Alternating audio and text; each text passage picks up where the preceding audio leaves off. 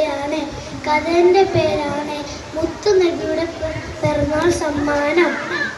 ഒരു പിറന്നാൾ ദിനത്തിൽ മുത്തുനബി പള്ളിയിലേക്ക് പോകുമ്പോൾ ഒരുപാട് കുട്ടികൾ പുത്തനുടുപ്പിട്ട് പള്ളിയിലേക്ക് പോകുന്നത് കണ്ടു.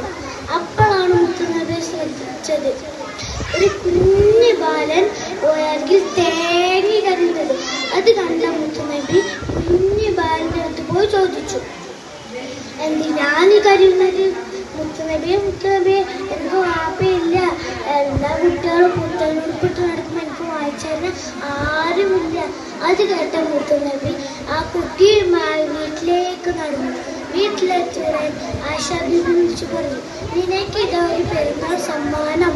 ഈ കുട്ടിയെ കുളിപ്പിച്ച് പുത്തനുടുപ്പിട്ട് അത്തറും പൂശി എൻ്റെ കൂടെ പള്ളിയിലേക്ക് വിടൂ. ആയിഷ ബീവി പറഞ്ഞ പോലെ ചെയ്തു.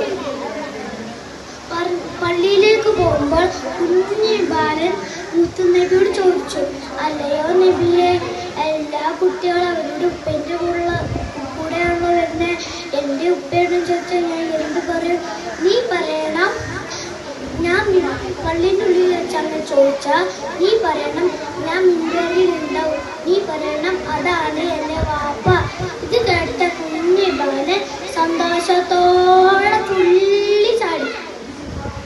കൂട്ടുകാരെ, മുത്തുനബി ഈ കുഞ്ഞു ബാലന് ചെയ്ത മാതിരി നമുക്കും പ്രവർത്തിക്കാം. അനാഥ കുട്ടികളുടെ മുമ്പിൽ സ്വന്തം കുട്ടികളെ കളിക്കുന്നതും പഠിപ്പിച്ച മുത്തുനബി നമുക്ക് പിന്തുടരാം. അള്ളാഹു തൗഫീഖ് നൽകട്ടെ. ആമീൻ. അസ്സലാമു അലൈക്കും.